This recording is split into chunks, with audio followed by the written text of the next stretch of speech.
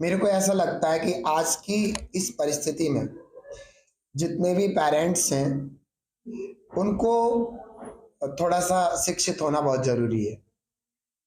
जब पेरेंट्स की बात आती है तो हर कोई पेरेंट्स ये बात कहता है कि मेरा बच्चा बिगड़ा हुआ है, महाराज श्री हमारे बच्चे को संभालें, हमारे बच्चे को शिक्षित करें। वो मेरी बात नहीं मानता और देखा जाता है पढ़ने में भी बहुत कमजोर है, कम नंबर आते हैं और भी खाना पीना भी उसका ऐसा हो रहा है कि बिल्कुल भी अच्छा नहीं है। और सही बात पूछे तो ना मंदिर जाता ना धर्म करता, चिड़चिड़ा सा हो रहा है। तो मैं ये समझ सकता हूँ कि इसमें पूरी की पूरी जो गलती है वो पेरेंट्स की है, क्योंकि पेरेंट्स ये चाहते हैं कि मैं बच्चों की परवरिश भी ना करूं और खुले स्वतंत्र रहूं, तो ये तो कभी हो नहीं सकता। देखो, मुनिराज लोग भी अपने व्रतों का पालन करने के लिए पूरी जिम्मेदारी रखते हैं, पूरा ध्यान रखते हैं कि मेरे व्रतों का पालन अच्छी तरीके से हो। जब मुनिराज अपने व्रत नियमों के पालन करने के लिए पूरा ध्यान रखते हैं तो पेरेंट्स को भी ये बात ध्यान रखना चाहिए कि अपने बच्चों को संस्कारित करने के लिए, बच्चों को अच्छा बनाने के लिए उन पर ध्यान रखें कि उनकी एक मुनिराज की तरह की से तपस्या है। अगर मुनिराज तपस्या नहीं करते तो वो अपने तपस्या में कामयाब नहीं हो सकते, उनको मोक्ष की प्राप्ति नहीं हो सकती। उसी प्रकार पेरेंट्स अगर अपने बच्चों के लिए बच्चों पर ध्यान नहीं देंगे तो निश्चित रूप से वो उसमें सक्सेस नहीं हो सकते जो कि वे चाहते हैं। वे क्या चाहते हैं कि बच्चा बड़ा होकर के मेरी माने, बच्चा मेरे बुढ़ापे का सहारा बने, बच्चा हमारे समाज में और एक कुल में प्रतिष्ठा रखे। तो ये सब चीजें कब हो सकती हैं? जब बच्चे को अच्छे संस्कार मिले। आज देखा जाता है अक्सर घरों में माता पिता आपस में लड़ते हैं और बच्चे देखते हैं, रोते हैं, चिल्लाते हैं। माता पिता इतनी लड़ाई करते हैं आपस में कि बच्चे घबरा जाते हैं, पता नहीं अब क्या होगा।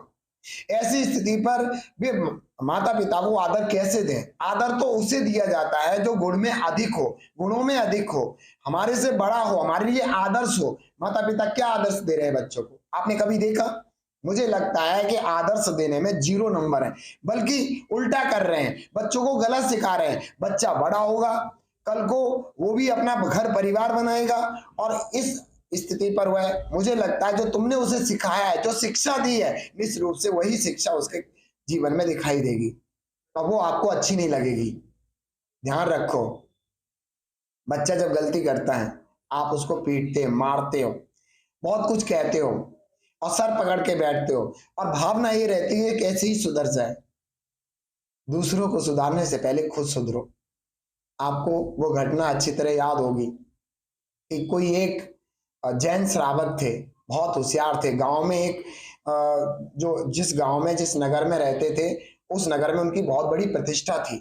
वो धार्मिक थे, मंदिर में स्वाध्याय करते थे, तो हर कोई अपनी समस्या लेकर के उनके पास जाता था। तो एक बूढ़ी अम्मा अपने पोते को लेकर के उनके पास जाती है और कहती है, भैया हमारा पोता बिगड़ गया है। क्यों, क्या हुआ? कि बिगड़ इसलिए गया है, इसके दांत खराब होते जा रहे हैं और ये गुड़ बहुत खाता है और गुड़ खाने के कारण इसके दांत बिल्कुल खराब होते चले जा रहे हैं और मैं इसे खूब मना करती लेकिन ये बंद नहीं करता। तो अगर ठीक है अम्मा, एक काम करना, 5 दिन बाद आना। अम्मा 5 दिन बाद गई। उन्होंने कहा अम्मा एक काम करो, तुम 8 दिन बाद आना। अम्मा फिर 8 दिन बाद गई। फिर अम्मा एक काम करो, तुम 15 दिन बाद आना। फिर अम्मा 15 दिन बाद गई। फिर उन्होंने कहा अम्मा एक काम करो, तुम महीना भर बाद आना। फिर अम्मा महीना भर बाद गई। अब वह जो शख्स थे उन्होंने उस बच्चे से कहा, बेटा ये अच्छी बात नहीं है, तुम जो गुड़ खाते हो तुम्हारे दांत खराब हो रहे हैं। पता है दांत खराब हो जाएंगे तो तुम्हारे, जब रोटी खाओगे तो कैसे खाओगे? रोटी पचेगी नहीं, पेट में जाएगी, गैस बनाएगी, स्थिति तुम्हारी खराब हो जाएगी। और जब पेट में रोटी अच्छे से नहीं पचेगी तो जो ब्लड बनेगा वो ब्लड अच्छा नहीं बनेगा, दूषित ब्लड बनेगा और तुम्हारे शरीर में अनेक रोग पैदा कर देगा। तुम्हें ये सब चीजें पसंद है क्या? उनका बिल्कुल नहीं। तो बेटा आज के बाद गुड़ छोड़ दो। उस बेटे ने, उस बच्चे ने तुरंत ही गुड़ छोड़ दिया। तो बुढ़िया कहती है अपने सर से हाथ मार के कि अरे तुमने मेरे को कई कई बार बुलाया, पूरा महीना हो गया, ये बात तो तुम पहले दिन भी कह सकते थे। मैंने कहा अम्मा उस दिन अगर मैं ये बात कहता ना तो मेरी बात का प्रभाव नहीं पड़ता। क्यों? क्योंकि मैं जब गुड़ खाता था, मैंने धीरे धीरे धीरे धीरे करके कम से 1 महीने में कम से कम वो गुड़ छोड़ा है। और जब मैंने वो गुड़ छोड़ दिया तो मेरे अंदर जो हमारा जो बात थी, जो हमारे बोलने की शैली थी, उसमें एक जोरदार प्रभाव आया और उस प्रभाव से इसने गुड़ का त्याग किया। अगर मैं उस दिन कहता तो ये गुड़ का बिल्कुल भी त्याग नहीं कर सकता था। तो मैंने बताया, आप चाहते मेरा बच्चा अच्छा बने, उससे हमेशा कहते हो गलत बच्चों के साथ नहीं खेलना, गलत जगह नहीं जाना, तो आपकी बात का कोई प्रभाव ही नहीं पड़ता। प्रभाव कब पड़ेगा? जब तुम उस बच्चे को अपने जीवन का आदर्श अच्छा दोगे। अगर तुमने उस बच्चे को अपने जीवन का आदर्श अच्छा दिया तो तुम देखना आपके एक एक शब्द का उसके ऊपर प्रभाव पड़ेगा। वो समझेगा मेरे पिता इज द ग्रेट फादर, सबसे अच्छे, दुनिया के सबसे अच्छे पिता है। मेरी माँ इज द ग्रेट मदर, सबसे दुनिया की सबसे अच्छी माँ है। जब उसको लगेगा, जहां तुम आपस में पति पत्नी गाली गलौज करते हो, आपस में लड़ते हो बात बात पर, बहू सास, सास बहू से लड़ती है, बेटा बाप, बाप बेटा से लड़ता है, ये स्थितियां सब घरों में बहुत ज्यादा पनप गई हैं।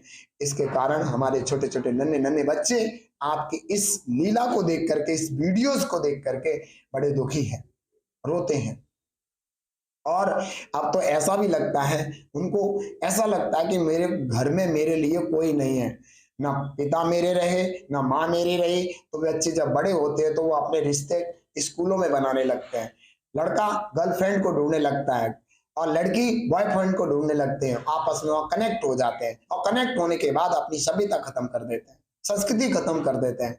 ना लोक की, ना कुल की, ना धर्म की कोई मर्यादा नहीं रखते, सारी मर्यादा उनकी खत्म हो जाती है। उनका खान पीन बिगड़ जाता है और उनका जीवन पूरा खराब हो जाता है। ना वे खुद अपने लिए अपने लायक रहते और ना वे तुम्हारे लिए तुम्हारे लायक रहते। बस वे खुद भी रोते हैं और आप इधर रोते हो। अगर आपको अपने बच्चों को सुधारना है तो अपने जीवन को पवित्र आदर्श दीजिए, अपने जीवन को संस्कारित कीजिए।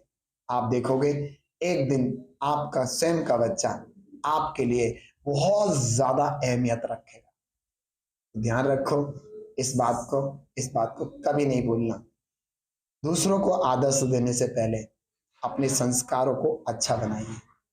सभी लोग अच्छे संस्कार बनाएं इसी भावना के साथ। ओम नमः।